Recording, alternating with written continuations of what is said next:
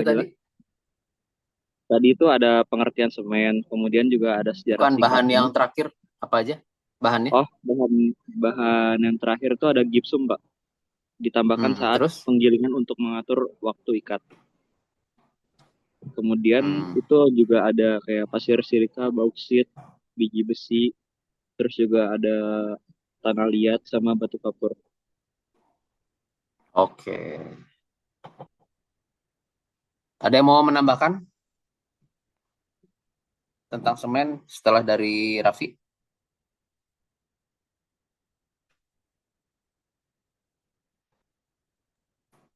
Saya Pak Adli, Pak. Boleh. Kamu mah lihat Mungkin catatannya bareng ya? enggak, Pak. Ini Oh soalnya di enggak. HP saya beda beda. Oke. Eh, Kalau misalkan semen tadi mungkin udah ada ya Pak definisinya dari Raffi. Hmm, Nah, sebenarnya dari tahun lalu juga kita tuh udah ada belajar semen ya Pak ya. Nah, mungkin hmm, saya lebih bakal ngobrolin tentang cara pembuatannya lah ya.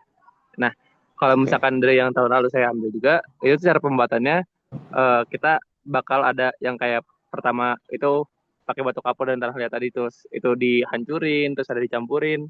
Yang paling ikonik tuh yang saya ingat itu pasti kita ada yang namanya pembakaran pakai kilin. Nah, itu tuh pembakaran yang sangat-sangat panas, yang sampai 1000 derajat ke atas, kurang lebih 1400-an atau 1200-an. Jadi itu tanur yang diputar dan akhirnya campuran tadi tuh dengan suhu yang panas itu ngebentuk tuh jadi senyawa kompleks yang akhirnya kita sebut klinker. Nah, ya, itu Hmm, klinker tadi itu bakal dibuat eh, dicampur lagi dengan kayak gipsum dan lain-lain yang akhirnya jadi semen. Nah, semen sendiri sesuai yang tadi mungkin Raffi jelasin juga, dia itu bahan pengikat. Nah, jadi bahan utama semen yang tadi yaitu batu kapur, tanah liat, pasir silika, bauksit dan gipsum. Itu nanti yang pertama tadi dihancurin, terus nanti masuk ke kilin, terus jadi klinker, dan akhirnya dicampur jadi semen. Nah, eh, saya sempat cari juga, ternyata dari bahan-bahan yang biasanya udah dipakai itu, yang sekarang ini ternyata ada bahan alternatifnya. Yang tadi itu sebagai bahan umumnya dipakai. Nah, salah satu alternatifnya itu ada fly ash, terus ada juga slag, sama pozzolana atau abu vulkanik. Sama ada juga yang baru-baru ini ada yang pakai sekam padi. Nah, eh, cuma yang sekam padi tadi itu nanti kita itu salah satu transisi mau ke arah geopolimer. Jadi yang awal tadi pakai fly ash, slag dan pozzolana tadi, yang akhirnya nanti lama-lama bergeser salah satunya. Jadi kayak si sekam padi ini adalah transisinya gitu sebelum jadi polimer, sebelum jadi geopolimer. Kurang lebih gitu sih bang yang saya cari. oke. Saya mau nambahin komen nggak? Boleh, boleh. Gimana, Tang? Dalam pemilihan bahan-bahannya sih. Kalau dalam pemilihan bahan-bahan pembuatan semen tuh kita kayak perlu melihat juga sifat pozolanik dari suatu bahannya. Kenapa sifat pozolaniknya? Karena sifat yang pozonik ini yang berfungsi untuk menjadi pengikatnya kan. Jadi dia nanti bereaksi dengan CaOH terus sama air itu yang jadi pengikat si semen, makanya semen itu bisa jadi kuat. Terus juga dilihat dari ini kekuatan jangka panjangnya. Jadi pemilihan bahan-bahan itu juga nggak sembarang, pasti ada pengujian kayak alumina gitu untuk mempengaruhi kekuatan ketahanan dari si semennya itu sendiri. Terus juga dalam semen tuh kita perlu melihat si kehalusan dari semen karena kan kalau semennya kasar orang-orang malas makainya juga kan karena nggak bakal jadi tembok yang kokoh juga nggak kurang bagus. Terus juga eh, dari bahan-bahannya ini sendiri kan dia mempengaruhi banget untuk menghasilkan karbon. Jadi kita perlu memahami lebih dalam lah terkait pemilihan bahan-bahan alternatifnya. Itu sih Pak, nambah dikit. Oke, oke, oke. Oke, lumayan. Tapi secara garis besar sih udah itu yang dibaca paham kan ya? Maksudnya nggak sekedar baca kan? Oke. Dibelajari dulu, Pak. Ya, ya, ya, oke. Oke, yang geopolimer siapa mau duluan? Tadi Sani ya udah ngajak ya. Shani, Pak. Boleh. Oke. Jadi dari yang saya dapetin, apa itu geopolimer? Geopolimer itu material organik yang terbentuk melalui reaksi bahan aluminosilikat seperti fly ash, metakaolin, dan larutan aktivator Hari ini kan. biasanya eh biasanya basa kuat Tinggal di apa? seperti Jadi NOH, tinggal di KOH, apa? atau silikat. Besok. Nah, Yang secara bintang di mute dulu, Bin. Oke, lanjut San. nah untuk prosesnya itu ada 3 proses utama yang saya dapat, itu ada dissolution atau pelarutan. Bahannya itu seperti fly ash, metakaolin, limbah industri, slag, itu nanti meluruh di dalam larutan aktivator alkali. Apa aja tadi bahannya? Lalu fly ash, Flash, metakaolin, metakolin, ya, slag. ya slag. Oke, lanjut. Kemudian pembentukan oligomer atau oligomerisasi, nanti membentuk unit-unit kecil. Kemudian geopolimerisasi atau polikondensasi, nantinya si oligomer nantinya oligomer berikatan dengan struktur pada 3 dimensi yaitu geopolimer.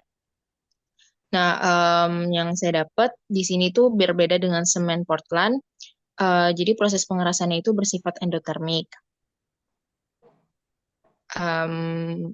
Kemudian juga ada penelitian juga dari ITB yang berhasil mensintesis geopolimer dari metakaolin dan fly ash dengan reaksi berlangsung dengan suhu kamar, yaitu suhu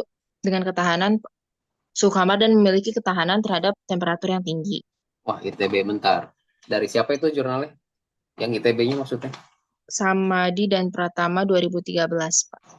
Sama di Judulnya Pratama. itu Judulnya? sebentar.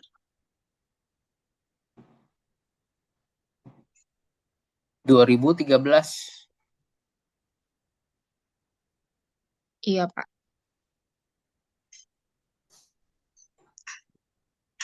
Sebentar ya.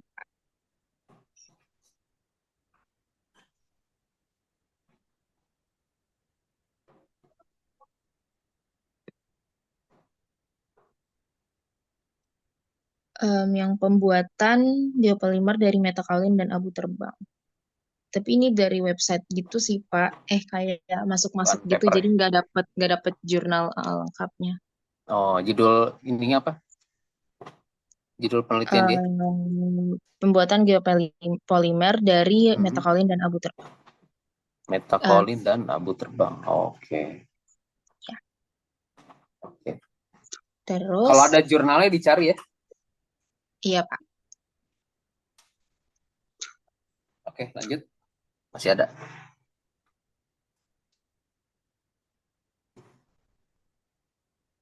Udah, Sanis gitu? Belum Pak. Oh, belum. Sok lanjut. Selanjutnya,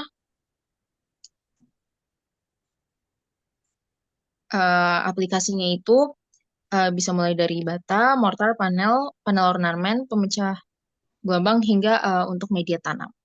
Itu aja sih Pak. Pemecah apa tadi? Pemecah gelombang Pak. Oh, paham nggak kamu pemecah gelombang maksudnya apa? Tahu nggak? Kebayang nggak? Mungkin buat struktur struktur beton gitu ya Pak, dibuat di laut yang buat meredam energi gelombang. Gitu nggak sih Pak? Jadi kalau kamu pernah lihat ke Ya buat pantai di kan suka ada dermaga bakau ya. pantai. Iya yang buat meredam. Nah, Itu tuh dibuat tetrapod namanya. Jadi kayak tetrahedral gitu bentuknya. Nah, itu Mm-mm. bahannya geopolimer. Jadi dia pengganti bako buatan lah dia tuh istilahnya gitu. Nah, Oh iya. itu buat mecah mecah ombak maksudnya itu. Oke, Nora mau melengkapi? Izin melengkapi Bapak. Boleh. Punten ya Pak kalau agak sedikit noise suaranya. Nah, jadi di sini saya mau menambahkan terkait metode pembuatan beton biopolimer. Nah, biasanya pembuatannya itu kita melakukan alkali aktivator. Nah, biasanya ini tuh punya variasinya masing-masing. Ada yang alkali aktivatornya itu dari Na2SiO3 dan NaOH. Nah, terus untuk buat larutan alkali ini, natrium hidroksida itu bakalan dicampur sama air. Nah, terus nanti larutan natrium hidroksida itu bakalan dicampur sama natrium silikat. Nah, terus nanti cairan itu bakalan disiapin di 1 hari sebelum pencampurannya karena supaya mereka supaya membuat polimerisasinya itu lebih mudah. Nah, terus di pencampurannya itu akan dilakukan selama dalam 2 tahap. Nah, yang pertama itu kita bakalan mencampurkan fly ash-nya dulu, terus agregat kasar sama agregat halus. Nah, terus setelah itu kita menentukan jumlah yang bakalan dibutuhkan. Nah, terus untuk yang keduanya, cairan alkali yang tadi udah disiapkan selama 1 hari sebelumnya itu bakalan dicampurin ke super plasticizer. Nah, terus cairan tersebut bakalan ditambahin ke campuran padat dan juga diaduk sampai homogen. Nah, setelah semuanya itu tercampur, itu beton geopolimer itu bakalan dimasukin ke cetakan di curing dengan suhu yang udah ditentukan dalam waktu tertentu. Nah, terus untuk produksi campuran beton geopolimer juga itu beragam ya Pak dari beberapa penelitian terdahulu. Itu tuh ada hmm, lebih ke ininya sih, Pak, perbandingan fly ash yang kasar sama yang halusnya. Untuk komposnya itu biasanya dari Na2SiO3 atau yang alfa. Tapi dari yang saya lihat perbandingannya dari tahun 2010 sampai tahun 2000 berapa ini? 2019 Itu itu, jurnal. iya Pak, jurnal review gitu. Hmm. Seperti itu. Nah, terus saya juga mau menambahkan terkait pengaruh rasio alkali aktivatornya tadi terhadap si kuat tekan geopolim beton geopolimernya itu bakalan Tenang, berpengaruh tenang. juga Pak. Wow. Ah, jadi nilai kekuatan tekan beton biopolimer itu bisa meningkat seiring dengan meningkatnya rasio alkali aktivator. Jadi semakin tinggi alkali aktivatornya, maka akan semakin tinggi juga kekuatan tekan betonnya gitu. Nah, ini tuh diperkirakan rasionya itu 2,5 antara alkali aktivator dengan nilai tekan kuatnya. Terus juga nilai Dua koma molaritas lima tuh NaOH. siapa dibanding siapa? Kalau kita misalkan satu alkali, gimana ya Pak? Satu rasio alkali aktivator itu bisa meningkatkan 2,5 kali kuatnya beton, gitu maksudnya Pak. Oh, oke. Ya, seperti itu. Nah, terus juga ada yang berpengaruh itu molaritas NaOH terhadap kuat beton selain tadi alkali aktivator. Nah, kalau pengaruh dari molaritas NaOH ini itu tuh bisa mempengaruhi kekuatan tekannya. Nah, semakin tinggi konsentrasi NaOH-nya, maka semakin tinggi juga tekan beton geopolimernya. Tapi molaritas yang terlalu tinggi juga itu bisa eh, menurunkan kekuatan tekannya. Ini dibuktikan di penelitiannya tahun 2012 karena konsentrasi NaOH yang terlalu tinggi untuk sintesis geopolimer itu akan berpengaruh ke sintesis geopolimernya dan nanti itu akan terjadi reaksi larutan hidrolisis dan juga kondensasi. Nah, konsentrasi alkali yang berlebih itu bisa menghambat kondensasi silikatnya sehingga kalau terlalu tinggi pun itu akan berpengaruh terhadap apakah kurang lebih seperti itu sih, Pak. Oke. Terima kasih semuanya. Lumayan ya. Udah explore duluan gitu. Jadi kita waktu mudah-mudahan nanti pas praktikum jadi lebih kebayang ya. Harapan saya sih tetap ada praktikum ya. Kalau hari Sabtu itu kalau Mabim berapa lama sih sekarang? Kalau Mabim itu kita mulai dari pagi ya Pak sampai dari week 1 sampai 6 umumnya selesai sampai jam 4 sih Pak, jam 4 atau jam 5. Setiap hari Sabtu Betul, setiap hari Sabtu. sampai bulan Sampai bulan Oktober awal. Oktober awal. Iya, 2 bulan ya. iya betul Pak. Kita nemuin 1 bulan. Oke. Setelah itu Sabtunya kosong. Iya, kosong. Oke. Jadi nanti kalau misalnya kita bahan kuliahnya udah selesai, masuk praktikum, kemungkinan di Sabtu kali ya. Di Sabtu pagi itu di SP. Kalau Baik, Pak. Sabtu saya bisa datang, cuma kalau misalnya remote ya Jumat. Tapi praktikumnya sendiri, jadi saya nggak ada di situ, remote doang lah. Ya kita lihat nanti lah ya. Ya, antara Jumat atau Sabtu ya, Pak? Ah. Oke, sekarang saya share screen.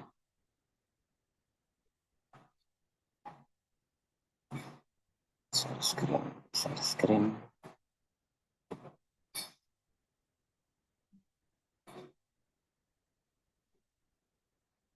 Udah kelihatan belum? Sudah, Pak. Oke. Oke, jadi mayoritas yang tadi dijelaskan tentang semen, geopolimer, itu memang begitu. Cuma kalau saya lebih suka, ini kan D4 ya, jadi kimia terapan. Saya lebih suka sebenarnya yang teori-teori gitu tuh, ya anak D4 sama S1 mestinya menguasai. Karena kami di industri itu kan lebih banyak di aplikasi ya. Jadi maksudnya semen, kita bikin semen nih udah ada. Nah, terus mau diapain? Gitu kan, mau diaplikasi jadi apa? Jadi acian, jadi plesteran, jadi paving block, misalnya jadi panel, jadi beton. Terus geopolimer, kita jadiin apa nih? Beton itu normalnya beton, tapi selain beton apa nih? Gitu. Nah, S1 itu mestinya ranahnya untuk ngulik apa itu geopolimer, apa itu semen, gimana cara bikin klinkernya yang bagus. Nah, mestinya itu di S1 tuh ngulik di situ di kimia semennya.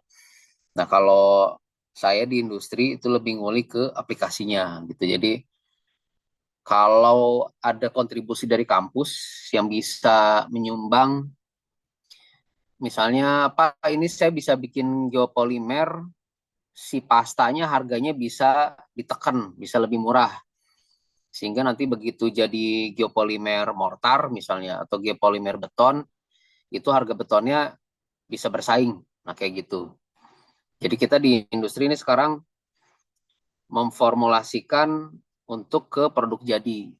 Nah, untuk bikin biangnya, entah dari geopolimer, tadi kan disebut murah sama Sani, entah aktivatornya dari NaOH atau dari natrium silikat. Nah, ada nggak alternatif lebih murah atau bindernya, si fly ash-nya kayak atau metakaolin kayak cari bahan yang lebih murah.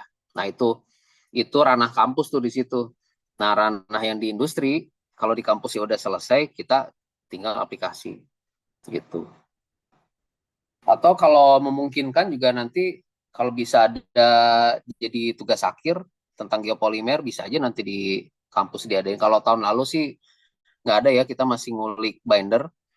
Tahun ini kita lihat kalau binder misalnya fix dan jumlahnya banyak, nanti bisa kita coba lah. Gitu. Kita lihat nanti ya. Oke, kita masuk ke materi.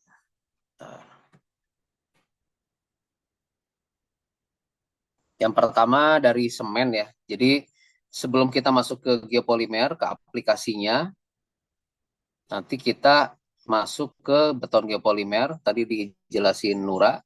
Kemudian sebelum ke beton geopolimer, ini beton yang dari semen. Nah, sebelum beton dari semen, semennya dulu. Nah, semen itu sendiri saya bagi dua, satu proses produksi semennya, yang kedua reaksi kimia semennya. Nah, hari ini kita fokus di proses produksi semennya aja. Nah, ini tuh bisa di-hide nggak sih?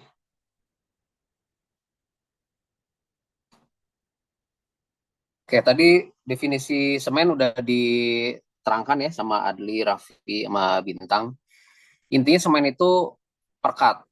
Jadi kalau dari bahasa Latin itu sementum, itu artinya perkat. Atau secara umum dia bahan perekat yang punya sifat-sifat yang mampu mengikat bahan padat. Jadi satu kesatuan yang kompak dan kuat. Gitu ya. Kalau dibikin kue, perekatnya itu telur. Nah, kalau bangunan, perekatnya itu semen. Fillernya, bahan pengisinya, tepungnya kalau di kue, nah tepungnya itu batu sama pasir. Tadi yang disebut, siapa ya tadi nyebut agregat itu ya, Nura kalau nggak salah ya. Agregat itu ada dua, ada agregat halus sama agregat kasar. Nah, agregat halus itu pasir, agregat kasar itu batu. Gitu. Jadi kalau ini disebut bahan perekat yang punya sifat-sifat yang mampu mengikat bahan padat, nah bahan padat itu yang diikat adalah pasir sama batu tadi. Sehingga dia jadi satu kesatuan yang kompak, yang padat dan kuat. Cuma kalau menurut SNI 2049, ini pengertiannya semen hidrolisis yang dihasilkan dengan cara menggiling terak. Nah, terak ini bahasa Indonesia, bahasa Inggris itu klinker ya. Jadi di Indonesia kan itu terak. Menggiling terak atau klinker, semen Portland terutama yang terdiri dari kalsium silikat yang bersifat hidrolis. Digiling bareng dengan bahan tambahan. Bisa satu atau lebih. Itu ya, bentuk kristal senyawa kalsium sulfat. Boleh ditambah dengan bahan tambahan lain. Jadi intinya semen itu sebenarnya klinker, gipsum, sama mineral komponen. Nah, itulah bahan dari OPC, Ordinary Portland Cement. Aslinya semen itu cuma tiga itu aja. Semen dari klinker dan gipsum. Nah, satu lagi ada tambahan limestone, biasa itu. Nah, cuma kalau PCC itu materialnya bisa lebih banyak. Jadi ada klinker, ada gipsum, ada limestone, sama bahan tambahan lain ini. Nah, bahan tambahan lain itu maksudnya yang bisa mengurangi limestone. Misalnya limestone di satu daerah mahal, nah ada alternatif material lain yang lebih murah pengganti limestone, misalnya gitu. Atau bisa fly ash dimasukin untuk mengurangi limestone. Atau gipsum limbah. Gipsum limbah dimasukin sebagai pengganti gipsum yang natural. Itu natural gipsum soalnya di Indonesia itu ada sebenarnya di Padalarang. Cuma kita di semen itu kan ngejar purity ya. Purity-nya itu kemurniannya harus tinggi, minimal 90%. Nah, yang di Padalarang itu paling ada di angka 80-an doang. Jadi secara purity-nya kurang. Kalau purity-nya kurang, dosisnya harus lebih banyak gitu. Itu kan cost lah gitu. Tapi kalau purity-nya tinggi, dia dosis kecil pun tapi udah bisa punya dampak gitu ke formula. Nah, ini alur produksi semennya ya. Jadi ini kecil ya sebenarnya. Nggak apa-apa di zoom aja di kamera ya. Jadi awalnya dari quarry, dari tambang, kemudian pabrik semen itu pasti di sebelahnya Gunung Kapur. Jadi kalau suatu saat kapurnya habis, itu pabrik semen tutup di situ. Jadi syaratnya bikin pabrik semen itu harus di sebelah Gunung Kapur. Nah, kalau yang di SBI, itu satu Gunung Kapur, SBI ya, Solusi Bangun Indonesia, itu satu Gunung Kapur dipakai berdua tuh. Satu buat SBI, Semen Dynamics, satu lagi untuk 3 roda. Jadi satu gunung tuh 2 pabrik semen. Yang di Bayah itu satu Gunung Kapur untuk semen merah putih. Nah, di sekitar Bayah, Sukabumi juga ada semen SCG. Jadi daerah-daerah mengandung yang punya gunung kapur itu di situ potensinya kuat untuk bikin pabrik semen. Gitu. Jadi intinya ada gunung kapur, kemudian nanti ada material lain yang dipakai seperti clay, pasir silika, sama pasir besi. Nah, 4 komponen itu raw material utama yang dipakai untuk dimasukin ke sini, raw meal nih. Jadi raw meal itu bahan baku sebelum dibakar ke kiln, gitu ya. Nanti kita masuk di belakang ada penjelasannya. Jadi stepnya dari quarry, crushing plant, jadi si batu kapur itu kita biasanya diledakin ya, ditambang, kita bom gitu, dimasukin digali tanah sekian meter, masukin sumbunya, kemudian diledakkan. Nah, begitu ledakan, si kapur-kapur pada keluar, bentuknya masih bongkahan-bongkahan besar, nah itu baru di crushing, jadi bentuk lebih kecil, dikumpulin di sini nanti, raw material storage. Raw material storage masuk ke pre-blending, jadi sebelum ke tahap pencampuran 4 material tadi, nanti dimasukin ke sini, feed bins. Feed bins itu, bin itu kayak recycle bin gitu ya, tempat sampah. Nah, ini tempat untuk feeding. Tempat untuk feeding ke si raw meal. Tuh. Nah, dari feed bin nanti masuk ke raw meal. Raw meal ini semua material yang 4 tadi, limestone, clay, pasir besi, pasir silika itu dicampur di raw meal, baru nanti masuk ke homogenizing and storage silo. Nanti baru dibakar nih di sini. Dibakar di kiln, kemudian didinginkan secara cepat. Rumus fisika ya, jadi dia udah jadi lava tuh di kiln, suhunya 1450. Jadi lava, jadi cair, kemudian didinginkan tiba-tiba gitu. Jadi dari suhu 1400 didinginkan tiba-tiba ke sini. Nah, itu dia nanti jadilah bola-bola klinker. Gitu. Jadi bentuknya kayak ada yang sekepal tangan, ada yang bentuknya lebih kecil lagi, ya jadi bola-bola klinker lah gitu. Karena dia prosesnya didinginkan secara cepat, secara tiba-tiba. Nah, si klinker nanti dikumpulin di klinker silo. Nah, udah jadi klinker silo, baru dikirim. Kalau di merah putih, itu integrated plant-nya cuma satu di Bayah. Integrated plant itu pabrik yang membuat klinker. Nah, itu hanya satu di Bayah. Nah, begitu klinkernya jadi, nanti sama mobil dikirim nih ke grinding plant, ke sini, ke semen mill. Jadi grinding plant nanti ada di Cibitung, ada di Ciwandan, ada di Batam, Bengkulu, ada di Gresik, gitu ya. Nah, itu tugasnya grinding plant, dia hanya menggiling aja. Menggiling si klinker yang udah jadi tadi, sama bahan tambahan lain. Ya, yang disebutkan di sini nih, di SND tadi, bahan tambahan lain. Nah, itu di semen mill. Nah, cuma kalau di SBI, di 3 roda yang di Citerep ya, yang di Narogong, itu dia integrated plant. Jadi si pabrik itu dia bikin klinker sama ada semen millnya juga. Rata-rata pabrik SBI itu semuanya integrated plant. Jadi di Narogong bikin klinker, yang di Cilacap bikin klinker, yang di Tuban bikin klinker, yang di Aceh, Andalas bikin klinker. Jadi semuanya bikin klinker. Kalau di Merah Putih, fokusnya klinkernya diekspor. Sisa dari ekspor itu baru dipakai di lokal gitu. Jadi beda beda pabrik, beda produsen, beda gaya ya. Nah, si Merah Putih dia banyaknya diekspor dulu si klinkernya. Nah, sisanya itu baru diabsorb, diserap sama lokal gitu. Nah, klinker ini udah jadi, baru nanti ditambah gipsum. Fungsinya gipsum sebagai retarding ya, jadi pengurang pengurang kecepatan reaksi. Nah, ini jadi tugas pertama ya, harap dicatat. Kenapa gipsum itu bisa mengurangi kecepatan reaksi dari klinker.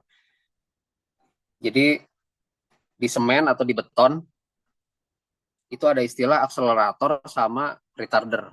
Akselerator mempercepat reaksi, katalis lah kalau di kita ya. Nah, retarder itu untuk menghambat reaksi. Jadi reaksinya lebih lambat gitu. Istilahnya setting time lah. Setting time itu kecepatan waktu pengikatan. Nah, si gipsum dipakai di semen, dipakai di klinker maksudnya. Klinker reaksi sama gipsum itu untuk mengurangi reaksi. Karena kalau klinker yang tadi bola-bola itu, begitu kita giling jadi halus, itu reaktif tuh. begitu kita giling sehalus tepung aja, sehalus bedak, nah ketemu air itu dia langsung keras. Nah biar nggak cepat keras, ditambahlah si gipsum itu. Nah nanti di sini kelingker masuk, si gipsum masuk, nah ini mineral komponen lain juga masuk. Nah kalau kita mau bikin semen OPC, biasanya cuma 3 material. Jadi hanya ada gipsum, kelingker, sama mineral komponen. Cuma kalau bikin PCC, Portland Semen Komposit, nah itu nanti masuk ke semen mill, ditambah lagi sama aditif-aditif lain nih.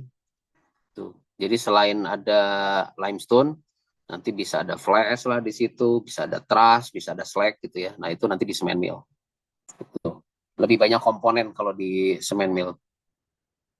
Nah setelah jadi semen baru dikirim dalam 2 bentuk, satu bulk atau semen curah, satu lagi semen kantong yang kita lihat di toko-toko ya, itu semen semen kantong atau retail. Kalau semen curah biasanya dijual B2B. Jadi dijualnya nanti ke pabrik bata ringan, ke pabrik fiber semen board, atau pabrik precast gitu ya, beton prat cetak, atau paving juga ada yang kadang punya silo, atau paving yang kelasnya UMKM tuh ada juga yang pakai semen kantong, semen retail. Itu. Nah, secara garis besar produksi semen kayak gitu ya. Nah, detailnya seperti ini. Jadi quarry atau tambang, kemudian reclaimer.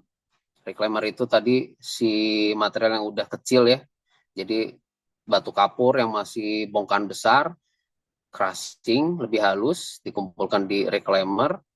Nanti semua material ditimbang, masuk ke raw mill, masuk ke blending silo, kemudian sebelum masuk ke kiln itu ada preheater dulu. Jadi nggak langsung tiba-tiba 1450, tapi ini preheater untuk pemanasannya bertahap gitu.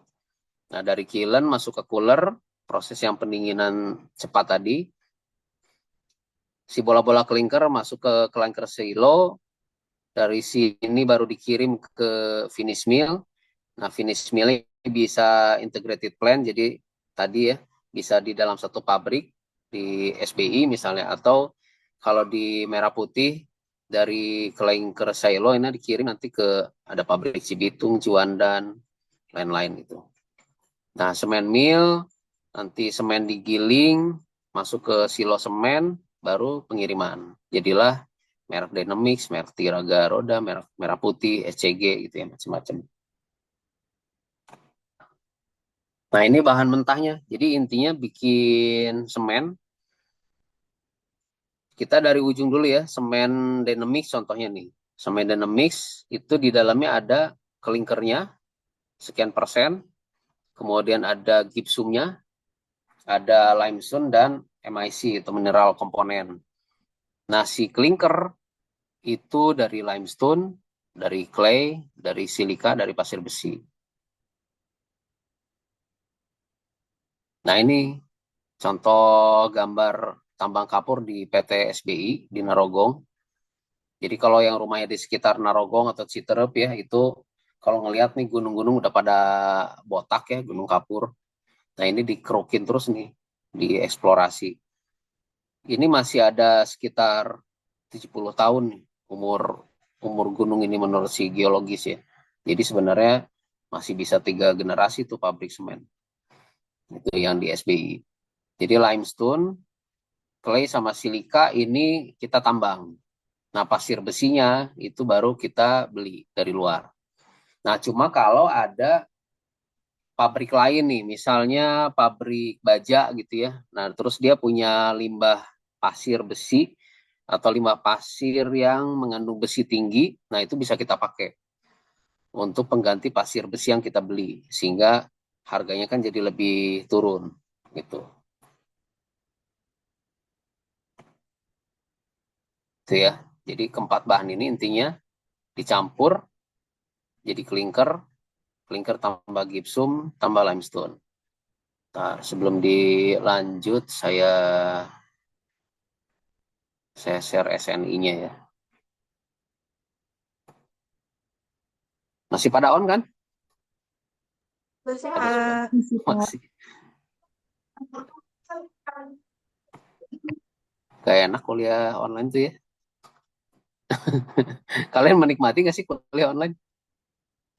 Enggak sih, Pak. kalau bisa milih boleh prefer offline sih Pak. Dengan Tapi offline ya. menikmati aja Pak, karena penjelasannya saya cocok gitu dengan penjelasan Bapak. Jadi paham. Bisa sambil rebahan ya. Nggak Pak, ini saya di luar Pak. Ntar saya cari dulu SNI-nya mana ya? SNI.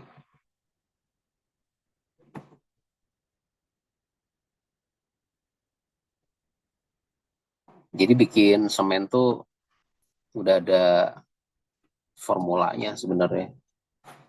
Tinggal baca SNI-nya aja.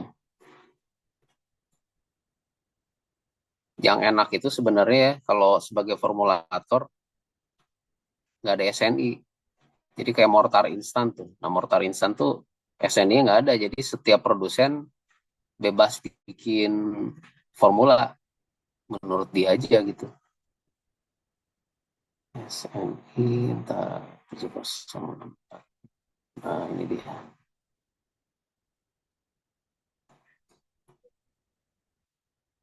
Share.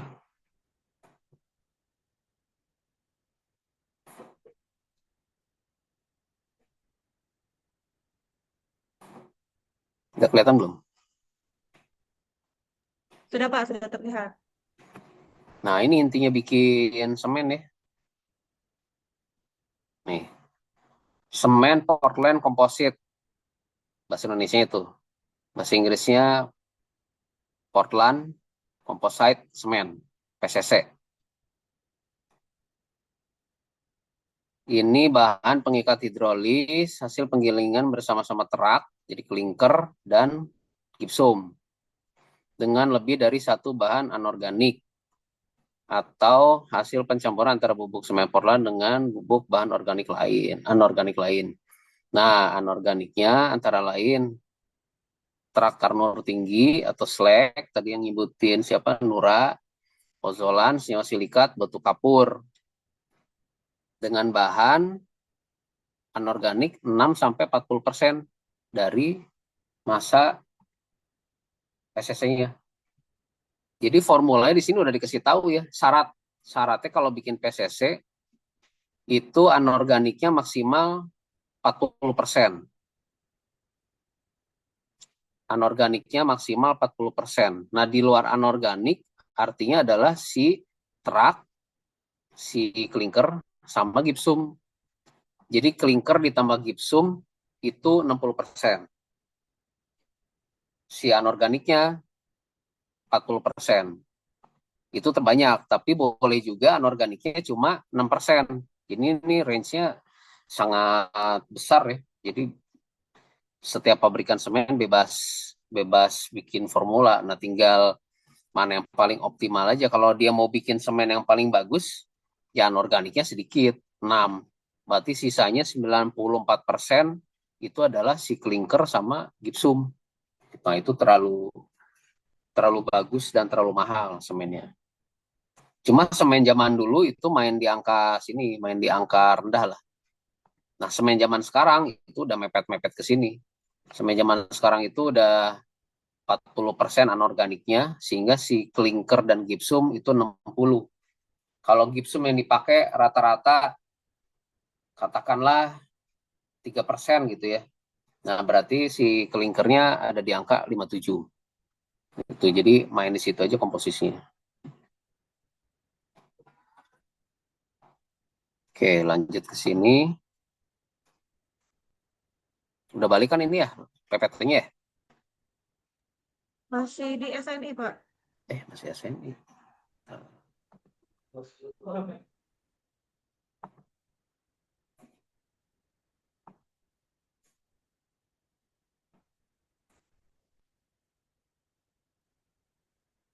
Udah belum? Sudah Pak. Oke.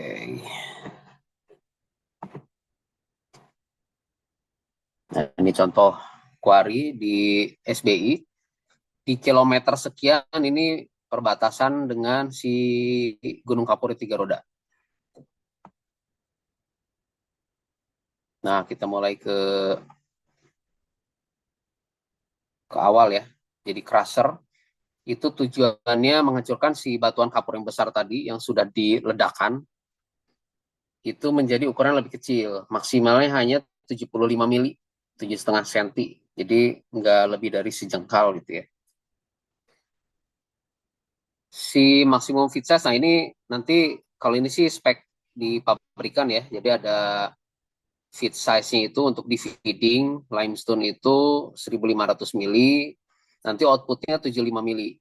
Jadi si batu kapur 1.500 mili berarti berapa tuh? 150 cm, 1,5 meter tuh, segitu gedenya tuh. Jadi kita ngeledakin batu kapur jadi bongkahan besar bisa 1,5 meter. Nah itu kita masukin ke crusher ini. Itu targetnya untuk dibuat jadi ukuran yang maksimal 75 mili. Gitu. Kalau sel atau silika sand atau clay itu maksimum fit size-nya 500 mili. Jadi ada mesin yang dipakai hammer crusher untuk limestone atau lumbricker untuk si silika sand atau sel atau clay. Nah, nanti dari crusher masuk ke sini pre-blending atau pre-homogenisasi. Tuh. Tujuannya untuk mendapatkan raw material yang homogen.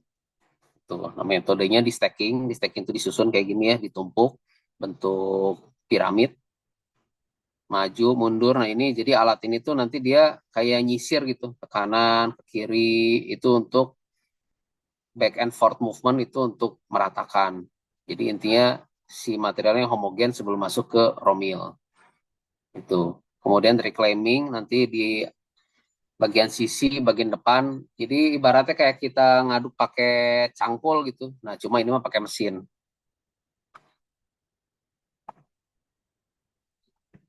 Oke, kemudian nanti masuk ke proses bin raw material. Tuh.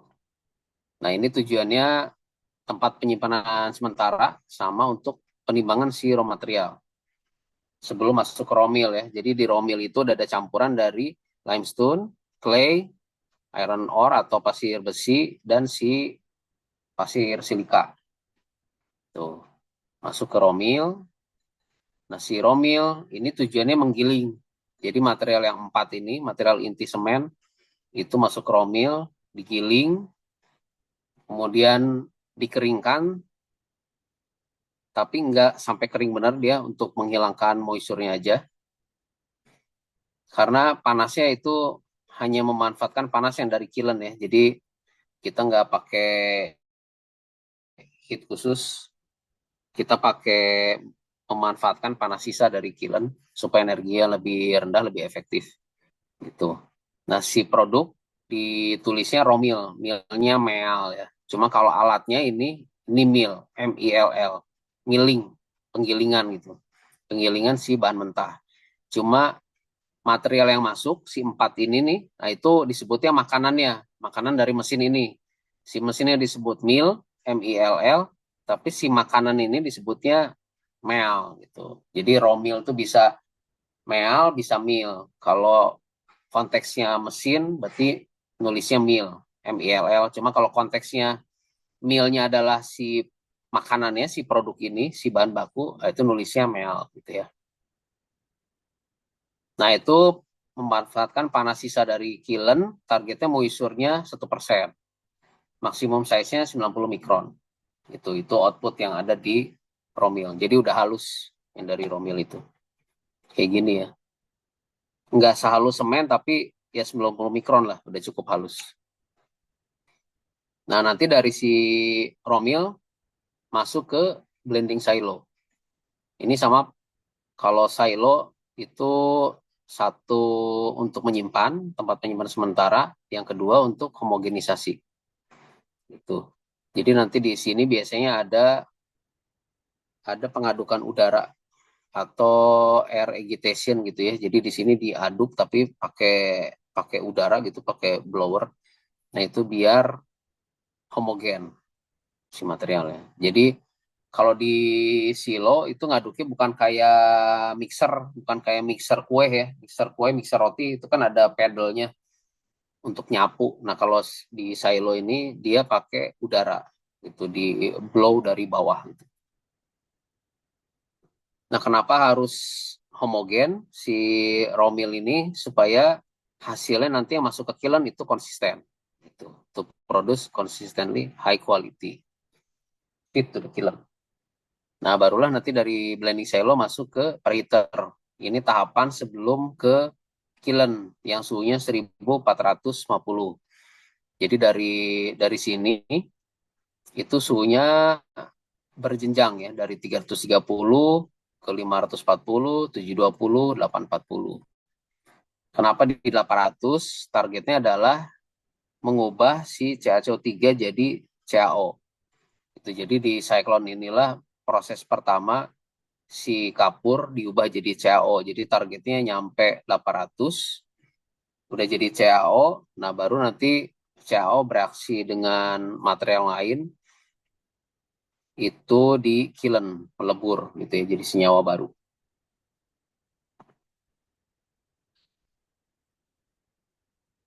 Nah, ini masuk ke kiln, prosesnya tadi udah bener yang dijelasin Adli atau Raffi ya tadi ya. Jadi kiln itu dia berputar, di dalamnya suhunya suhu tinggi 1450.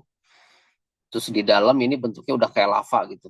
Jadi kayak persis gunung meletus, nah itu ada lavanya, nah itulah yang di dalam klinker kayak gitu. Nah, bahan bakar si kiln itu mayoritas masih pakai batu bara.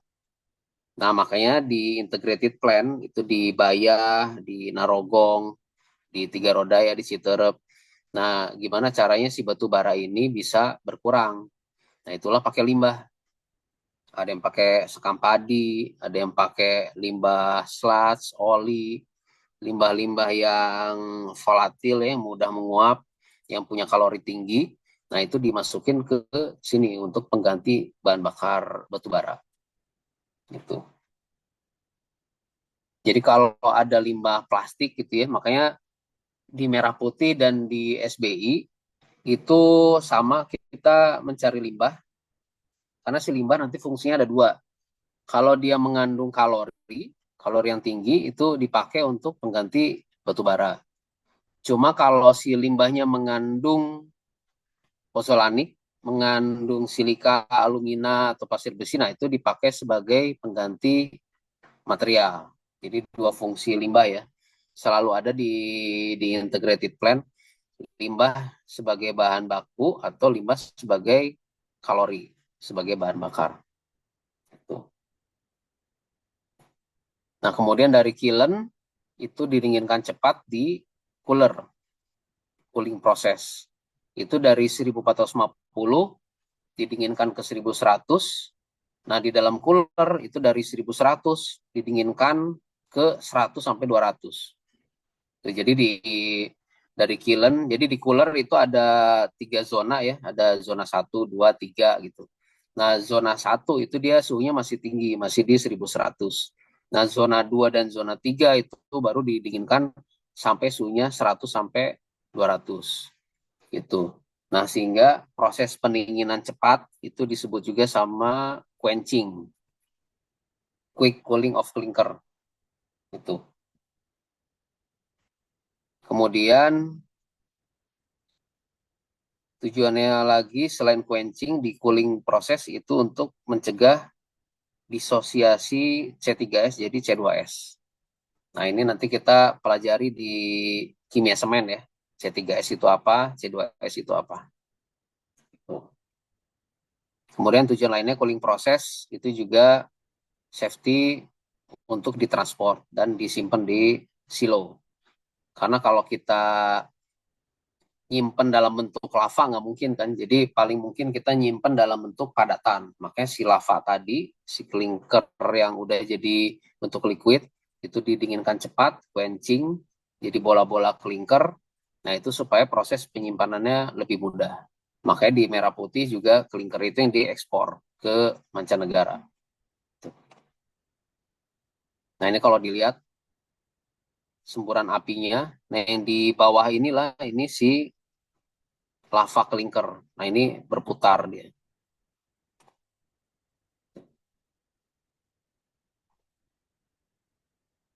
Nah ini bentuk jadinya. Jadi si klinker itu mirip batu lah, mirip kalau gunung meletus gitu ya, itu ada abu vulkanik, ada yang kasar, ada yang halus. Nah itu bentuknya mirip kayak gini. Makanya abu vulkanik itu sangat bagus untuk dijadiin geopolimer.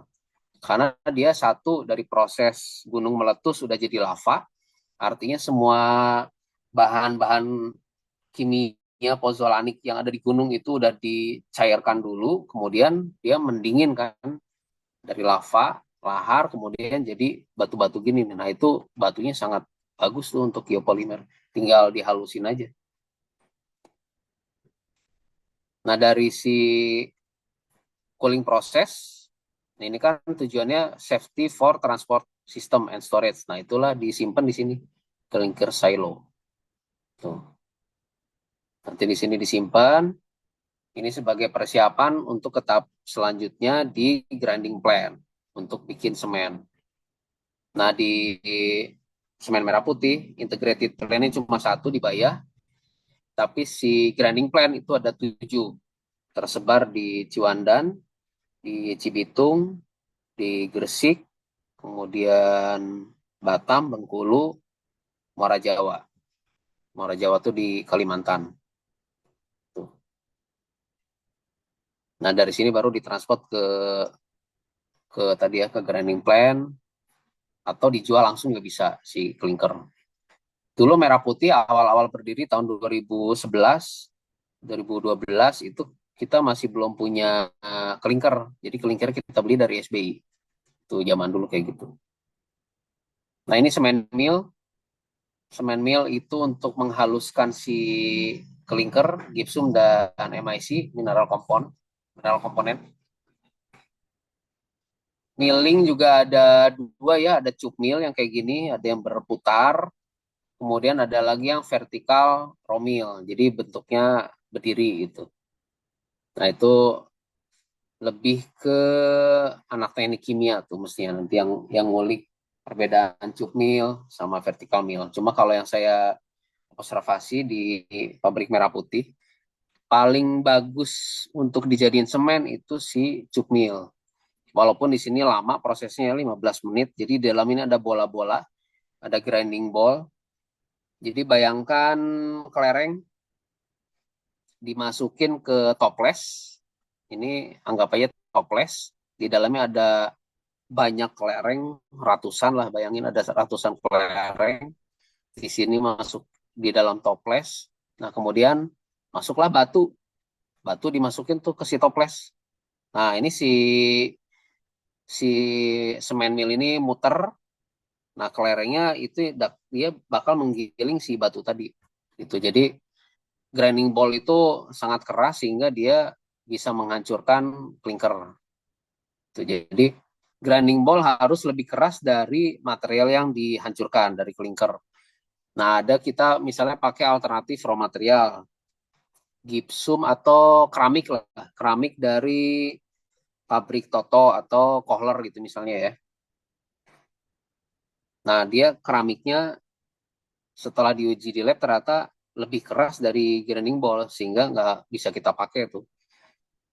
Karena kalau kita paksain pakai, umur grinding ballnya dia jadi lebih cepat aus gitu, jadi lebih cepat kecil. Jadi tadinya kelerengnya ukuran sekepal, lama-lama jadi ukuran sebentuk kelereng kecil-kecil tuh, lebih cepat. Nah, makanya material yang dimasukin harus lebih lunak dibandingkan si grinding ball. Tuh. Nah, udah di semen mill, baru dimasukin ke semen silo. Silo semen lah.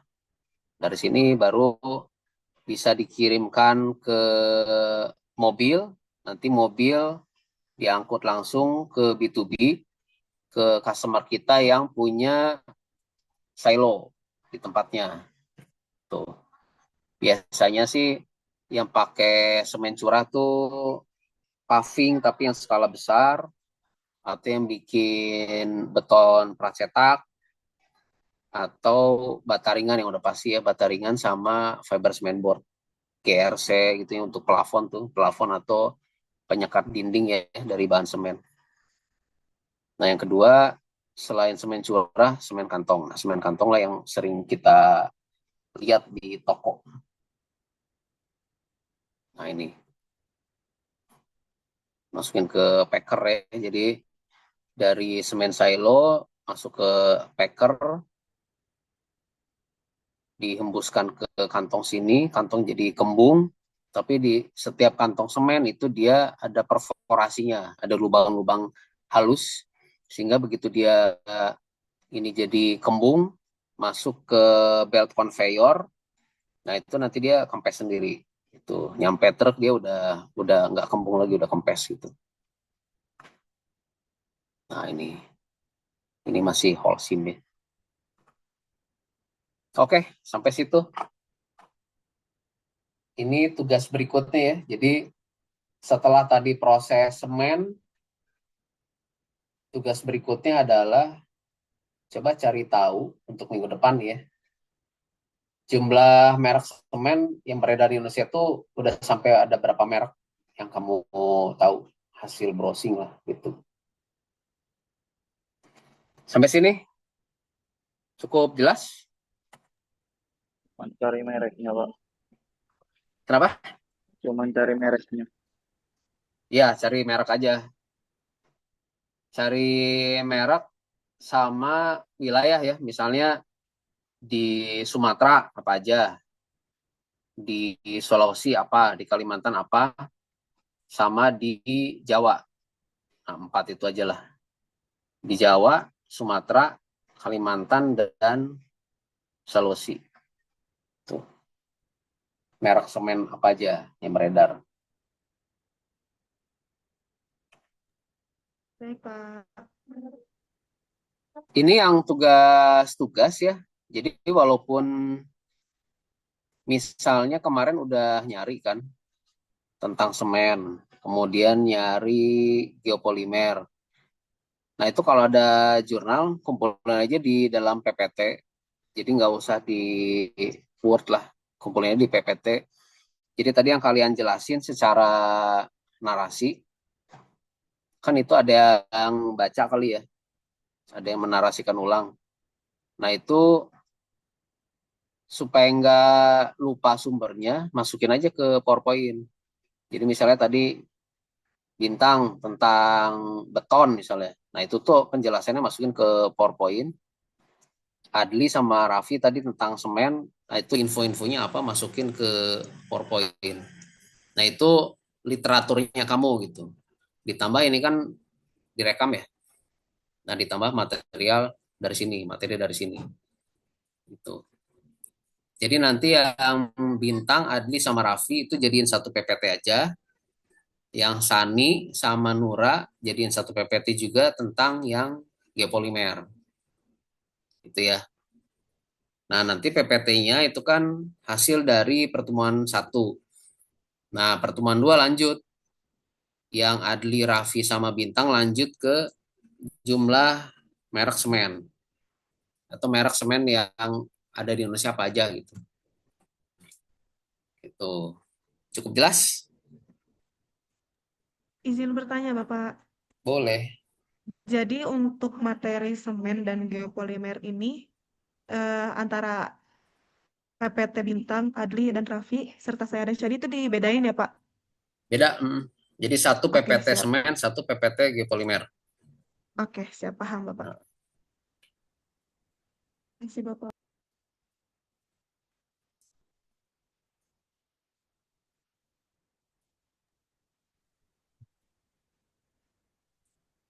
Sudah jelas ya tugasnya semuanya. Sudah, Pak. Oke. Berarti sudah sampai Nah, sini Pak Oki ya? ada Tambahan lagi? ada Masih ada tambahan. waktu ini, masih ada waktu ini. Ya. Sampai jam 9 dulu deh. Mau di Masih fill, banyak kan waktunya. masih banyak. Mau di fill apa ini? Ntar. Tadi teh Oh, baru sampai merek semen kan. baru Ini masak semen. masih ada lanjutan ini teh. Ini satu ya. Kemudian, nah nanti dicek dari semua merek semen yang beredar, itu market share terbesarnya semen mana? Tuh. Ini bisa semen tunggal atau semen secara grup ya. Kan sekarang yang udah jadi satu grup itu Semen Indonesia ya. Semen Indonesia Group itu gabungan dari Andalas, Dynamix, Padang, Tonasa, Gresik. Nah, itu satu grup tuh. Terus semen tiga roda itu grupnya dengan Bosowa, dengan Grobogan. Merah putih sendiri, ada SCG. Nah, itulah nanti lain-lain coba di browsing ya. Jadi yang tadi grup semen ditambahkan ini merek semen Indonesia apa aja dari 4 pulau itu aja ya, Kalimantan, Sulawesi, Sumatera, Jawa. Nah, nanti yang grup cewek nih, yang geopolimer, cek market share terbesarnya semen apa. Itu. Jadi nanti grup yang laki kan udah nyari merek semen yang beredar, oh ini aja nih banyak. 1, 2, 3, 4, 5, 6 gitu. Nah, nanti yang cewek cek market share terbesarnya tuh siapa dan berapa persen. Itu mah googling aja lah. Nah, terakhir ini rata-rata harga semen PCC kemasan 50 kilo di Jawa Barat itu berapa? Jadi tadi kan di sini udah ngumpulin ya merek semen yang beredar di Kalimantan, Sulawesi, Jawa, Sumatera. Kemudian market share terbesarnya siapa? Nah, yang di Jawa ada Jawa Barat, Jawa Tengah, Jawa Timur. Nah, kita di Jawa Barat aja deh. Jawa Barat itu rata-rata harga semen PCC yang kemasan 50 kilo itu berapa? 50 kilo dan 40 kilo tambahin. 50 kilo dan 40 kilo.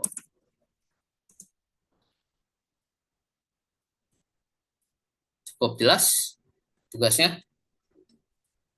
Jelas, Cukup Pak. jelas. Jadi yang kalau bisa nanti yang grupnya laki itu ada biar enak visualnya ya, ada peta Indonesia gitu. Nah, nanti di Pulau Sumatera masukin tuh logo logo atau gambar sak semennya lah. Semen apa aja di Sumatera yang beredar. Kalimantan, Sulawesi, Jawa apa. Nah, nanti sama yang grup cewek ditambahin market share terbesarnya jadi ditaruh di legend lah gitu atau kotak kotak bikin kotak di kanan atas misalnya gitu ya.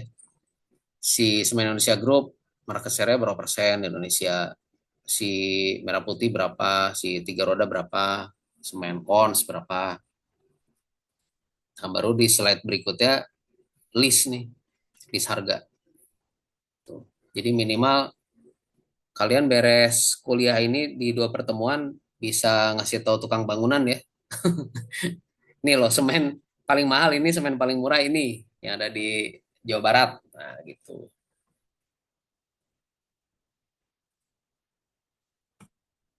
Oke ya, jelas ya. Pak. Jelas, Pak. Itu tugas untuk minggu depan kan libur ya. Tanggal merah. Tanggal Libur dua ya, Pak? belas berarti ketemu lagi. Libur atuh, saya mah update kalender mah. Oh iya, betul. Maulid Nabi, Pak. Nah, iya. Jadi kita libur. Nanti ketemu lagi Ini tanggal tanggal 12. Itu. biasa. Nah, nanti di tanggal 12 sama pengulangan dulu. Ya nggak usah letterlock lah, nggak usah plek ketiplek. semen adalah apa gitu ya, terus prosesnya apa. Kalian baca lagi atau ini rekamannya kan nanti bisa di-share ya Pak Ari ya. Nanti Iya. dilihat lagi, nonton lagi, baru ceritain ulang gitu. Jadi minimal beres kuliah dari sini tuh tujuannya adalah bisa nyerita. Kalau ditanya orang gitu ya, tanya tukang kayak ditanya orang tua lah, atau ditanya saudara, atau ditanya teman-teman lain yang nggak ikut kuliah geopolimer, nah kamu bisa nerangin. Semen tuh begini nih, gitu. Bisa nyeritain ulang dengan gaya bahasa kamu lah. Nah tujuannya itu. Karena kita kalau di lapangan ya di industri mah udah nggak ditanya pengertian semen apa sih, wah, udah nggak kayak gitu. Itu mah ya ranah akademis ya. Cuma kita kan di sini terapan. Nah, cuma selain terapan pun kita harus tahu basicnya. Nah, ini basicnya yang tadi saya jelasin. Gitu. Dari basicnya ada teorinya, terus ada yang kalian cari sendiri di literatur, nanti baru ditambah data-data tadi. Oh, ternyata market share terbesar di Indonesia tuh semen ini. Terus harga semen tuh ternyata kisaran segini sampai segini. Itu bebas ya nyari harga bisa di toko, bisa kalian survei ke toko, atau bisa di online, di Tokopedia bisa, di Shopee saya nggak tahu ya, Tokopedia sih setahu saya. Tuh. Itu jadi target saya kuliah bukan untuk wawasan teori, tapi kalian bisa cerita ulang gitu. Ceritain ulang, oh semen tuh asalnya dari sini, prosesnya secara global begini. Kayak tadi yang dijelasin, kalau nggak Adli, Raffi gitu.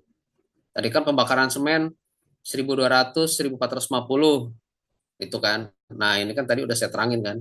Suhunya itu 1450. Jadi kalimat 1200-nya coret.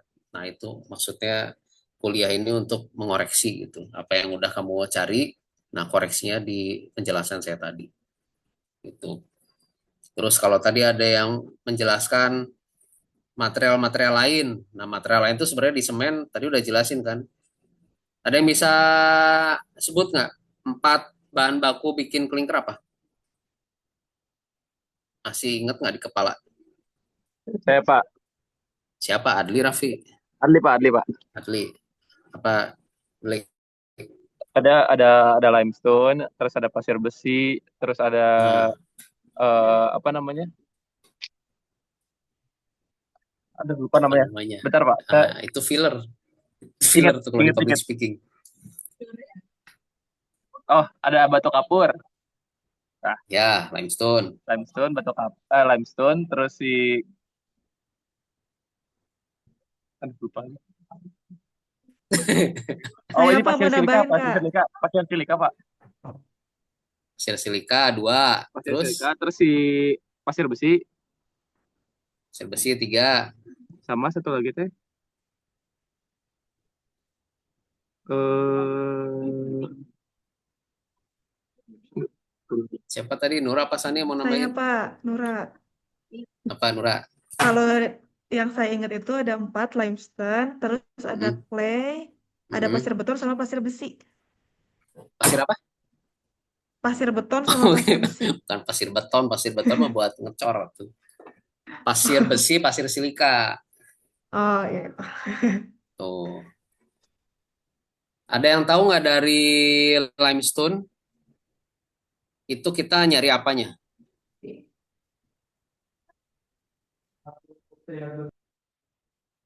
Dari limestone, dari batu kapur, kita mau ngambil yang apanya?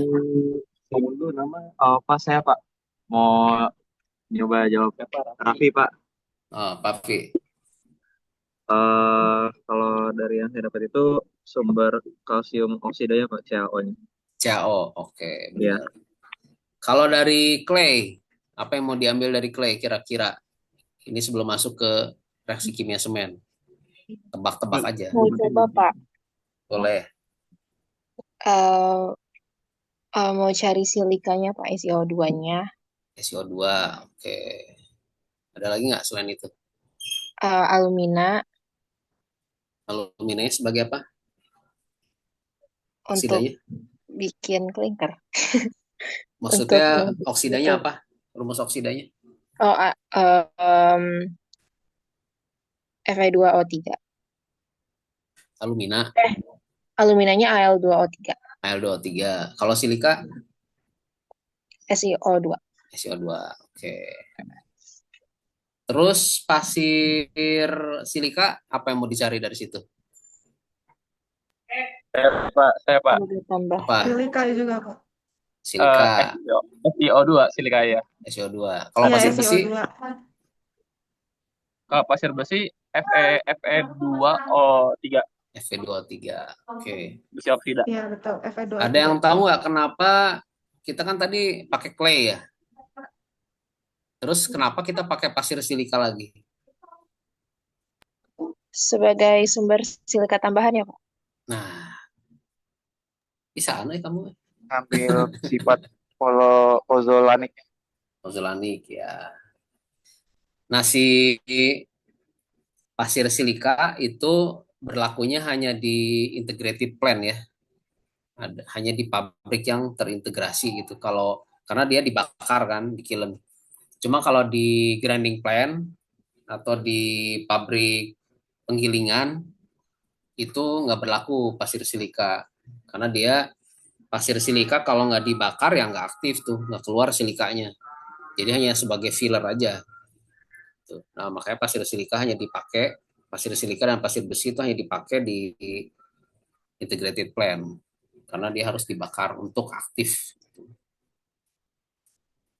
Tahun lalu tuh ada yang ikutan lomba, saya lupa siapa ya, anak D4 itu, dia bikin semen dari cangkang telur katanya, dari limbah cangkang telur tuh.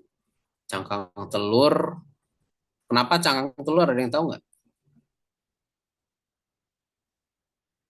Kira-kira nih dari cangkang telur tuh ada apanya tuh di situ? Saya mau jawab, Pak. Apa, Nur? Karena kan di cangkang telur itu umumnya dia tuh ada mengandung kalsium karbonatnya yang CaCO3.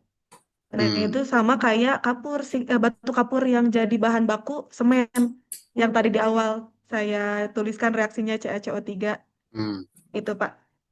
ya bener. Jadi dia cangkang telur itu CaCO3 sama dia dibakar, ditanur suhunya 800. Kemudian saya nggak tahu setelah itu dia mereaksikan lagi dengan material lain nggak? Itu apa hanya si cangkang telurnya jadi bakar? Karena kalau cangkang telur dibakar ketemu air itu mah jadinya CaO, CaOH, CaCO3. Jadi dia harus dicampur sama material yang mengandung silika alumina gitu. Nah, saya nggak tahu penelitian dia waktu itu ikut lomba nyampe situ atau enggak. Cuma sih saran saya kalau kalian ada ikut lomba-lomba gitu ya, terus lombanya ada judul tentang sustainability atau green product gitu ya. Pokoknya tentang tentang hijau lah, teknologi hijau. Nah, saran saya jauhi yang ada pembakaran itu. Jadi ide dia bikin semen dari cangkang telur sih oke ya. Cuma kan cangkang telur kalau dibakar kan ada emisi CO2 lagi tuh. Ada CO2 yang lepas. Itu jadi nggak green. Menurut saya kalau mau ikutan lomba justru geopolimer mestinya. Tuh. Karena geopolimer kan simple ya, itu cuma mereaksikan binder sama aktivator. Nggak ada pembakarannya gitu di situ. Makanya saya lebih suka sebenarnya tentang geopolimer dibandingkan kita bikin semen gitu. Nah, cuma dilemanya saya kerja di semen. Cuma gara-gara kerja di semen, saya tahu tentang geopolimer gitu. Jadi ini pasti menuju sesuatu lah. Ya, Pak Ari, kalau di D4 ada penelitian geopolimer, nggak tahu memungkinkan nggak tuh Bisa, dijadiin dijadiin bahan penelitian gitu tugas akhir. bisa aja kalau ada yang tertarik nanti. Ya. Kalau ada yang tertarik mahasiswanya bisa. Kalau D4 itu pas magang, itu bisa Ya, jadi tugas akhir nggak? bisa. Oh, bisa ya. Bisa. Seperti yang di Bio Farma itu juga. Oh, Yang di Bio Farma bisa jadi tugas akhir mereka. berapa lama tuh dia di sana? 1 semester Oh, 6 bulan bisa ya. bisa. Tapi mereka tuh kalau yang ini, iya, iya, iya, iya, iya, bisa, Bisa 6 bulan ya. bisa, Sampai setahun bisa. bisa. Oh, oke oke. Cuma yang datang ke saya itu ya kemarin si siapa Clara, Heeh. Clara sama satu lagi lah Lapangan mereka. anak pangan ya. Cuma Iya. kayaknya kehabisan tempat magang kali ya, jadi Japri akhirnya ke semen ada nggak? Ya kalau ke semen sih bisa. Cuma itu Nah, pun nanti saya harus update lagi sih karena ada sesuatu terjadi di pabrik Cibitung ya. Jadi saya update lagi nanti untuk Oktober. Dia tuh mintanya oh, November ya. November bisa atau enggak gitu. oh. Oh, ini yang semen merah putih ini. Nah, kan Nah, sebenarnya di pabrik semen Cibitung itu resource juga terbatas. Jadi kalau ada hmm, yang magang di situ tuh mereka juga terbantukan. hmm, Nah, sekalian aja saya buatin teh aja kalau mau di situ gitu. Mumpung saya juga hmm. R&D kan Iya. gitu. Jadi sekalian mereka magang dapat tentang cara nguji-nguji semen. Nah, satu lagi kalian ada topik penelitiannya nih apa gitu. Hmm. Cuma kalau target mereka kelulusan teh bulan apa? Agustus ya? Iya, Kalau Agustus. Agustus mah 8 tambah 2. Cukup lah 10 bulan ya. Iya. Ya, minimal minimal 6 bulan lah gitu ya. Hmm. Cuma yang kemarin teh pangan ya, Cuma tangan. Dan mereka berdua kayaknya nggak ada yang ikut geopolimer ya. nggak ada. Yang ikut boleh polimer hanya yang GTWM aja. Oh, oke oke oke. Ntar D4 tuh Clara sama Keriska. Ya itu anak Ya. pangan dua-duanya ya. Iya, Wah, mereka ya, ya. Angkatan berapa itu? 2022. Ya, Dua-dua. Nah ini yang kuliah ini sekarang dua dua ribu tiga. dua puluh tiga ya. Oh, oke. Ya nanti angkatan si Awap itu dua-dua berarti ya. 22. Nah, dia Oke. temanya tentang bat, bukan baterai. Iya, semacam itulah sintesis prekursor baterai. Hmm. Nah ini kalau kalau di D4 punya ada sumber sumber informasi limbah gitu ya. Nah, Hmm. tapi limbahnya yang tadi yang mendukung untuk semen boleh tuh. Misalnya limbah yang ada silikanya, ada aluminanya, atau ada pasir besinya gitu. Atau CaO-nya tinggi. Jadi bahan prekursor semen. Nah, itu boleh diinfo ke saya tuh nanti bisa saya riset di situ. Hmm. Karena sekarang saya gipsum itu natural gipsum ya, itu kan harganya bisa 680.000 per ton. Ya 680 perak lah per kilo. Nah, cuma kalau saya pakai gipsum di Cilengsi itu ada namanya PT Klarian. Oh, pelarian. Di Klarian kan dia adsorben untuk bleaching earth si Hmm. minyak ya. Di situ ada dua tuh, ada anak 2012 di situ di bagian lab aplikasi itu. Hmm. Nah, di situ tuh saya visit hari Selasa kemarin, hari Rabu kemarin saya visit ke sana. Nah, dia tuh bleaching earth, bentonite. Si bentonite-nya itu harus diaktifkan sama asam sulfat. Hmm. Nah, bentonite dalam bentuk kalsium. Jadi ada kalsium bentonite, ada natrium bentonite. Hmm. Nah, dia kalsium bentonite diaktifin Hmm. sama asam sulfat Hmm. sehingga bentonite-nya murni, nah si aktif. Nah, tapi ada limbah CaSO4. Nah, CaSO4 kan itu gipsum. Hmm. Nah, gipsumnya sama dia dijual ke Merah Putih. Nah, Hmm. buat saya itu harganya lebih murah dan bisa menggantikan natural gipsum. Nah, di Hmm. situ nanti fungsi risetnya tuh dosis berapa kira-kira ini dia bisa menggantikan si natural gipsum Hmm. yang quality performance-nya minimal sama. Hmm. Nah, kayak gitu. Nah, itu masuk bahan penelitian tuh yang gitu-gitu. Hmm. Gitu. Jadi kalau misalnya nih dari Nura, Adli,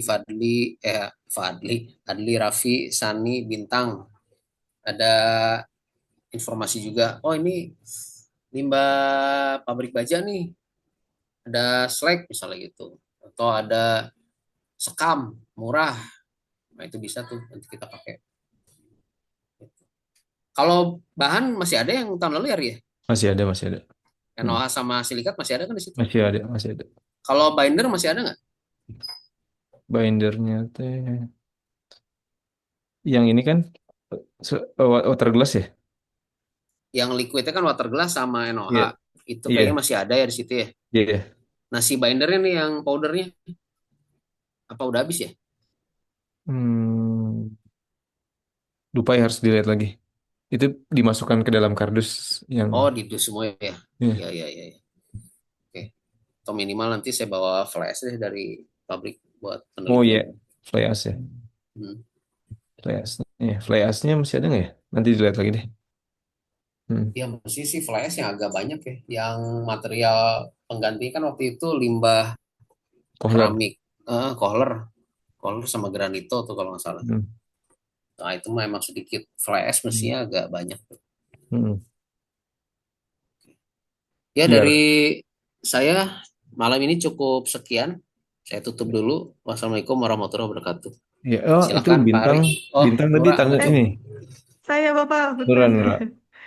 Nah, ya, eh, Hmm. ini agak OOT dari materi sih, Pak. Tapi tadi Bapak itu Hmm. sedang mencari ini apa kayak yang dari limbah waste to research itu. Nah, Ya. kebetulan kita itu lagi mengadakan lomba Bapak karbon. Nah, karbon ini tuh kita ada case competition dan kebetulan kita pun lagi mencari kolaborator untuk perusahaan-perusahaan yang ingin mencari inovasi-inovasi untuk penyelesaian yang ada di perusahaan tersebut. Nah, kiranya mungkin Hmm. Bapak bisa membantu atau misalkan bisa membukakan komunikasi gitu dengan pihak PT Semen Merah Putih, betul ya, Pak? Topiknya apa Nah, tadi? waste to research itu, Pak. Jadi dari limbah, Ah, mungkin tadi ah. kan Bapak nyari bahan-bahan untuk silika atau misalkan tadi em, dari aluminium, pokoknya bahan prekurser semen ya kan, deh, Pak. Nah, Hmm. itu tuh kami pun temanya itu mengangkat itu Pak dari limbah itu bisa jadi resource lagi gitu. Nah, kalau Ah, ah. misalkan case-nya itu udah jelas gitu dari Bapak akan misalkan jadi kolaborator dalam case competition kami dari Semen Merah Putihnya nanti para peserta yang daftar pun akan membuat penyelesaian case competition. Nah, case competition ini pun nanti pun dibahas mengenai kayak implementasi bisnisnya kayak gimana. Pokoknya udah sampai tahap yang bisa sekiranya bisa di scale up lah gitu dan bisa align dengan perusahaan. Nah, itu mungkin boleh Bapak kalau misalkan ada kesempatannya seperti itu. Hmm. Bentuk kolaborasinya apa biasanya tuh? Nah, kalau bentuk kolaborasinya dari kami kan nanti peserta akan menyelesaikan permasalahan-permasalahan yang tadi kan limbah dimanfaatkan kembali sebagai bahan perkursor semen atau sebagai bahan silika sumber silika dan sebagainya. Nah, nanti Hmm. dari pihak Semen Merah Putih bisa membantu memprovide untuk eh, biaya pendanaan juaranya seperti itu. Jadi Oh, seperti sponsor partnership seperti itu, Pak. oh, Bapak saya izin masuk boleh? boleh itu udah ngacung. Iya Pak, mungkin izin izin apa ya, menyingkatkan istilahnya dari kami itu lagi buka case kompetisi yang sekiranya dari perusahaan Bapak atau partner perusahaan Bapak lagi punya case nih, punya kasus ataupun punya permasalahan ataupun punya ide-ide itu nanti kita bisa salurkan menjadi topik dari case kompetisi kami gitu sih Pak. Dan untuk bentuk kolaborasinya itu nanti kita bakal diskusi lagi Pak, semisalnya oh mungkin dari perusahaan Bapak belum belum nih kalau ke dana, tapi bisa buat eh, apa ya, provide misalnya sebagai juri karena kan nanti case itu kan akan kita berikan ke Bapak gitu ya untuk jawaban papernya. Papernya Hmm. dari peserta itu akan kita berikan gitu kan ya ke perusahaan. Dan nanti kita akan sama-sama nge-review dan sama-sama nge-preview juga gitu untuk papernya dan mungkin dari pihak perusahaan bisa provide baik dalam bentuk juri ataupun apa ya yang membantu untuk inilah uh, Pendanaan gitu. membantu Operasional kalau acara. pendanaan operasional sih Pak, tapi kalau Ya. pendanaan itu nanti will be discuss aja sih Pak. Jadi kita bentuknya karena kolaborasi, jadi kita udah dapat case dari perusahaan Bapak aja itu sangat sangat apa ya sangat beruntung gitu. Gitu sih Pak. Betul. Sebenarnya sih saya karena R&D, kemudian saya tuh megang alternatif raw material. Jadi saya jadi leader project gitu untuk alternatif raw material. Nah, ini timnya udah ada nih, raw material sourcing tuh udah ada timnya. Tugasnya mereka nyari material. Saya juga nyari juga paralel. Nah, tapi tugas yang lebih utama setelah raw materialnya ada, saya koordinasin ke pabrik-pabrik tuh yang di Cibitung lah, di Ciwandan misalnya ada bahan fly ash gitu atau pengganti fly ash yang murah di daerah Cilegon. Nah, itu sama tim Roto Material Sourcing, ini Pak ada bisa dipakai nggak di semen? Nah, itu nanti saya koordinasi sama QC-nya dari Cibitung, dari Ciwandan. Misalnya ada lagi limbah dari keramik di Cikarang. Oh, ini bisa nih buat di pabrik Cibitung, saya alihin ke Cibitung. Nah, jadi sebenarnya untuk raw materialnya sih udah banyak banget ya. Saya udah punya 32 list. Nah, tapi dari 32 itu kan bertahap nanti dari 32 masuk ke uji material. Kalau uji materialnya oke, masuk ke lab trial, masuk ke formulasi. Dari formulasi nanti di labnya oke, masuk ke plant trial. Plant trialnya oke, masuk ke produksi gitu. Nah, dari 32 itu yang udah masuk ke produksi baru 3. Sisanya masih di lab trial, plant trial, sama uji material. Jadi secara material sourcing sih banyak. Makanya saya nawarin tempat magang nih ke anak D4 itu, karena bisa lama kan, bisa 6 bulan, bisa 9 bulan, bisa setahun malah. Jadi karena banyaknya material, saya nawarin magang yuk di sini mau nggak? Jadi jadiin judul sekalian. Jadi kayak Clara sama siapa tadi Kariska itu opsinya adalah mereka magang nanti dijadiin ya udah jadiin tugas akhir. Nah, cuma kalau kolaborasi paling mungkin sih juri kali ya karena sama saya kan dipakai tuh nanti. Jadi pas sih untuk R&D mah. Cuma ya tergantung nanti misalnya peserta ini masukin masukin materialnya kira-kira memungkinkan atau enggak. Mungkin tuh maksudnya gini, misalnya mereka entah belum kebayang gitu ya, yang dimasukin material alternatif tapi mahal. Nah, itu mah buat kita di industri udah pasti nggak akan dipakai. Misalnya nih, kita sekarang pakai hmm, fly ash deh. Kita misalnya pakai fly ash. Kemudian dia nawarin ada es lain, ada abu lain, mirip fly ash bentuknya gitu. Tapi harganya lebih tinggi, kemudian stock availability-nya sedikit. Nah, itu sulit dipakai. Gitu. Jadi buat saya sih kalau nanti pesertanya ada yang propose pakai material ini itu udah pasti nyortirnya buat saya lebih mudah sih. Lebih mudah tuh patokannya satu harganya lebih murah dibandingkan existing atau enggak. Yang kedua stoknya banyak atau enggak. Itu stok banyak itu bisa di atas 50 ton sebulan. Nah, itu udah cukup banyak tuh di atas 50. Kalau bisa mah ratusan, 100, 200, 400 ton. Nah, gitu-gitu. Karena saya udah sourcing sendiri sih sebenarnya. Jadi tinggal tinggal ngerjain di labnya aja. Nah, cuma nanti bolehlah kalau ada ya proposal kegiatan saya baca dulu boleh. Peserta nanti siapa ya kira-kira ya? SMA atau kampus? Untuk pesertanya itu ada 2 jenjang, Pak, dari mahasiswa dan juga mahasiswa SMA, SMK. Kalau mahasiswa apa jurusannya? Bebas. Kalau mahasiswa, ya kita bebaskan untuk jurusannya. Kita tidak misalkan mengkhususkan misalkan teknik kimia atau kimia, itu enggak. Tapi kita membebaskan. Oh, bisa semua jurusan, tapi objektifnya adalah waste to research. Ya, itu adalah salah satu subtemanya sih, Pak. Itu kita ada beberapa subtema dan salah satunya itu tadi. Oh, rencana kapan itu? si Un- lombanya? Untuk lombanya itu saat ini kita udah mulai running pendaftaran sih Pak, tapi untuk final sessionnya itu di tanggal 26 November. Final session tuh apa? Maksudnya untuk Penjurian. penjurian, nggak, awarding dan juga tahap finalnya. Nah, untuk penjuriannya itu satu bulan dari itu, berarti sekitar bulan Oktober akhir. Oh, Oktober penjurian, awardingnya November. Nah ini tuh ada penelitian atau mereka hanya paper aja, hanya browsing paper gitu? Nah, Kebetulan kalau kita dari kan ada, eh Sandy dulu boleh.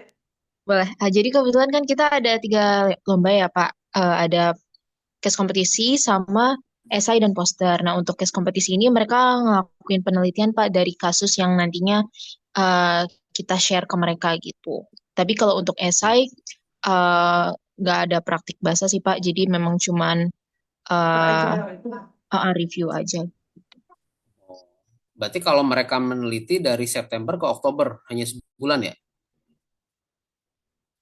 Betul, Pak. Kebetulan kan kita udah buka pendaftaran itu dari pertengahan bulan ini ya Pak. Jadi Agustus. dari bulan ini sampai nanti eh awal November ya Nur. Tutup pendaftaran kapan? Akhir Oktober, Sean. Oh ya, di akhir Oktober Pak. Tutup pendaftarannya. Enggak, kalau tutup Iya, pendaftaran itu di sorry.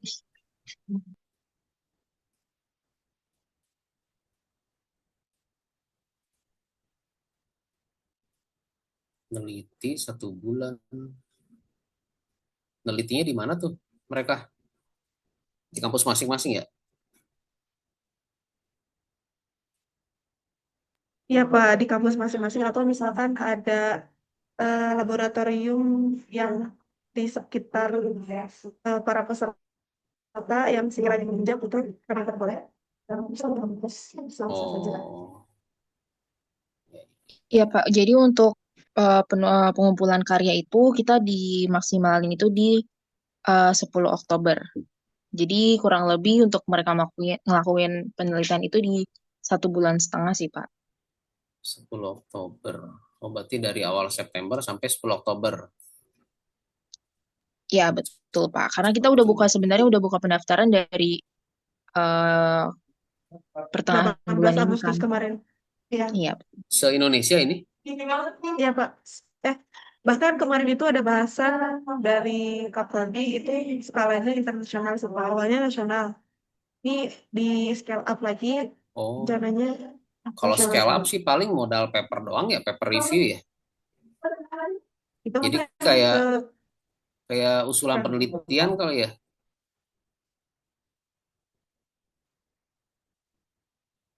Karena kalau internasional dia mau trial di lab agak repot juga tuh. ini disesuaikan juga dengan pilihan metodologinya serta mungkin kalau selesai kita udah punya isyarat dan ketentuannya ya Pak. Tes condition ini harus melalui tadi ini nanti kalau misalkan yang topik eh, Hmm. itu itu mungkin klasifikasinya ke lomba SI soalnya. Oh, Bapak saya ya. Ini panitianya ada 4. Ya Pak, betul. Kami panitianya. Jadi untuk panitia dari D4, angkatan 23 dan juga 24. Kalau pesertanya si D4 lagi boleh. Peserta D4 lagi dari Jadi Teknik teman Dinas kamu gitu Kimia, daftar. tapi semuanya jadi panitia, kecuali cutting mungkin ya Pak. Cuman kan Oh, cutting juga udah pada fokus. Soalnya ini kan wajib Pak untuk kedua angkatan termuda. Jadi hampir semuanya itu jadi panitia Pak. Jadi nggak mungkin untuk dua angkatan termuda ini jadi oh, emang angkatan kamu tuh angkatan berapa? 23 ya? ya 23 ada berapa orang emang satu angkatan? sedikit Pak, 15 orang.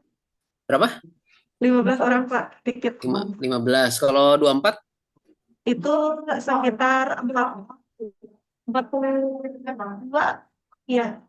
Banyak ya, 40-an. Iya. Oh. Nah, 40 sama 15, panitia 55 orang bukannya kebanyakan ya? Eh, Ideal sih Pak, karena kan kita karena yang juga pasti di berbagai bidang gitu ada yang mengurus acaranya. Karena kita itu acaranya bukan hanya kampus aja Pak.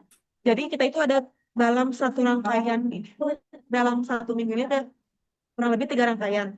Nah, rangkaian yang pertama itu kita ada simposium seminar yang eh, membahas juga tadi terkait tema-tema yang biosirkular ekonomi, renewable energy. Terus juga setelah itu ada workshop di setiap peminat yang berhubungan dengan peminat. Dan juga ada 3 segmentasi. Terus setelah itu juga ada rencananya bakalan ada tur Bandung juga. Dan jadi bisa mengatur. Dan terakhir itu ada sesi teknologi karbon ini yang final acaranya. Hmm. Jadi Udah dengan ada panitia. udah ada berapa peserta? Kalau yang dari kemarin itu dari case competition itu udah ada 2 tim. Kalau yang esai sama workshop saya belum cek Pak. Karena kemarin itu baru early bird sih Pak. Jadi eh, rentang pembukaannya juga cuma sekitar 1 mingguan. Oh, Oke, oke, oke, oke. Ya kalau ada yang bisa saya baca dokumennya, proposal bolehlah dikirim. terima kasih apa sebelumnya. Boleh, boleh, boleh. Ada lagi nggak? Kalau nggak ada silakan Pak Ari. Oke, iya. Terima kasih. Sudah cukup ya rasanya diskusinya. Bukan diskusi prospek. Ah. Kan berdiskusi tadi jadi. Iya, iya. Bolehlah menangkap peluangnya mah. Saya acungi jempol. Iya. Oke. Siap. Kita sudahi saja ya. Tidak ada lagi ya dari Nura, Sani, Alkis, Adli, dan Raffi sudah cukup? Ya. Nanti. Saya besok ada di SP kalau mau ketemuan, hayu. Oh, Besok ada tuh, cara ini ya? ya besok tuh saya jam Hemat. 8 ketemu Ketua Himaka. Mm-mm. Himaka yang angkatan 23, 22, 21. Jam 10 rencana ketemu Bu Ane, Kaprodi S1. Di mana? Di SP juga? Di SP ya.